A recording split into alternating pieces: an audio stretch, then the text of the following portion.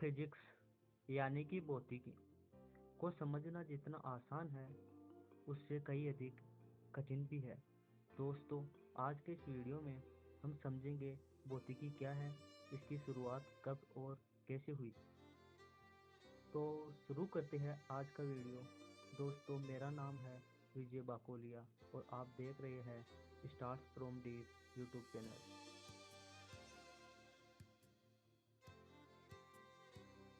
प्रकृति को समझना और उसे अपने हितों में उपयोग में लेना ही भौतिकी है। दोस्तों, मनुष्य ने अपने चारों ओर होने वाली प्राकृतिक घटनाओं को समझने की कोशिश की और सभी प्राकृतिक घटनाओं को वर्षों तक परीक्षण करने के बाद यह पाया कि सभी घटनाएं यादृच्छिक यानी रैंडम ना होकर एक क्रमबद्ध तरीके से होती है।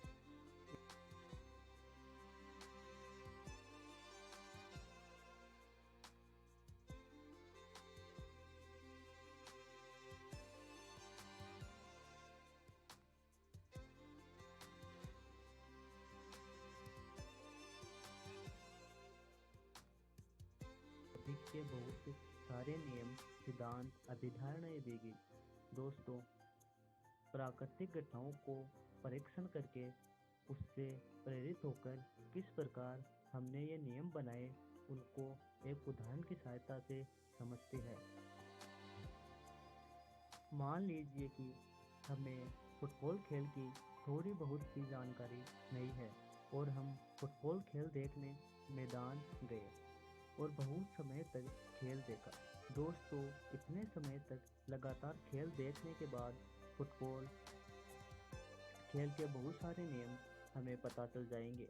हो सकता है कुछ नियमों का आंशिक पता चले, जिन्हें हम बाद में भी सुधार कर एक नया नियम बना लेते हैं।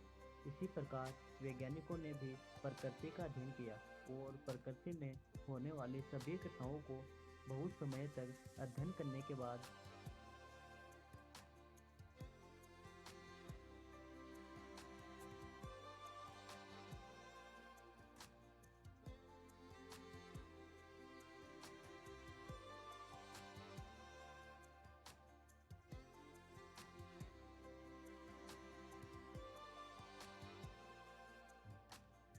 इसी प्रकार भौतिकी को समझने का सिलसिला अब तक चल रहा है। हम प्राकृतिक घटनाओं को देखकर नियम बनाते गए और उनका उपयोग कर अपने जीवन को और भी आसान बना लिया। इन्हीं ज्ञात नियमों की सहायता से हमने इजाद किए विभिन्न आवागमन के साधन, विशाल मशीनें, परमाणु हथियार, हवाई जहाज, रॉकेट और बहुत कुछ।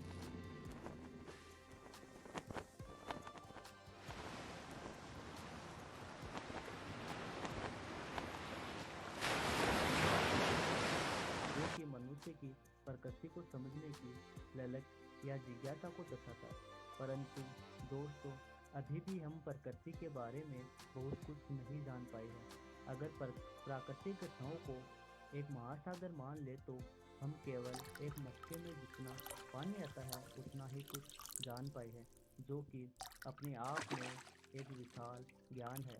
दोस्तों, भौतिकी यह यात्रा बहुत वर्षों पहले शुरू हुई थी और वर्तमान से होकर भविष्य में आगे बढ़ेगी, जिसमें हम और बहुत कुछ जान पाएंगे प्रकृति के बारे में। दोस्तों, हमने ऊपर बताया वो तरीका प्रकृति को समझने का रहा, परंतु भौतिकी की शुरुआत भी अपने आप में एक अद्भुत घटना है। दोस्तों, अब हम बात करने जा रहे हैं सबसे पहले भौतिकी की शुरुआत कब हुई। और ये कहानी है उस समय की जब कोपरनिकस, न्यूटन, गैलीलियो जैसे महान वैज्ञानिक हुए, जिन्होंने प्राकृतिक घटनाओं के बारे में हमारे सोचने का नजरिया ही बदल दिया। दोस्तों, कोपरनिकस एक धार्मिक व्यक्ति थे। कोपरनिकस को लैटिन, दर्शन, कानून, ज्यामिति, खगोल विज्ञान, चिकित्सा आदि क्षेत्रों का ज्ञान था। सन 1500 में ईसाई और इस्लाम के मध्य अपने अपने सिद्धांतों को लेकर धार्मिक झगड़े शुरू हो गए। जब झगड़े बढ़ने लगे तो चर्च ने कोपरनिकस को कहा इनके बारे में रिसर्च करने को। और सन 1502 में कोपरनिकस ने अपने रिसर्च एवं अरस्तुटोलवी मॉडल, जो 1500 वर्ष पहले का था, के आधार पर पाया कि सूर्य पृथ्वी के चक्कर न लगाकर पृथ्वी सूर्य के चक्कर लगाती है।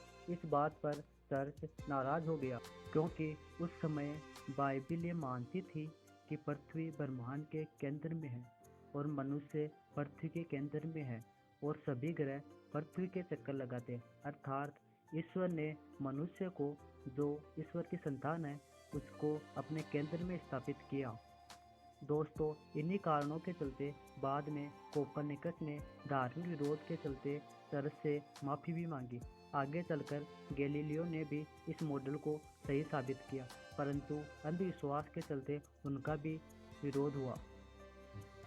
दोस्तों, अब बात करते हैं महान वैज्ञानिक न्यूटन की। न्यूटन की ज़्यादा इच्छा ईश्वर को मानने में नहीं थी, परंतु धार्मिक विरोध को देखकर न्यूटन ने अपने नियमों में बदलाव कर कहा कि यह ब्रह्मांड अपने आप में सुव्यवस्थित है, इसे किसी ईश्वर की आवश्यकता नहीं है। परंतु अगर ईश्वर ने इसे बनाया है तो वह बहुत बड़ा गणितज्ञ रहा होगा। The world is so perfect, God have been a mathematician. दोस्तों, यह सहयोग की बात है कि मनुष्य ने धार्मिक झगड़ों को सुलझाने के लिए प्रकृति यानी भौतिकी को समझना शुरू किया। हाँ, यह अलग बात है कि बाद में या अब तक विज्ञान के आविष्कारों के कारण धर्म का विरोध हो रहा है। तो दोस्तों, यह थी आज की वीडियो। मिलते हैं नए वीडियो में किसी और नए नॉलेज के साथ।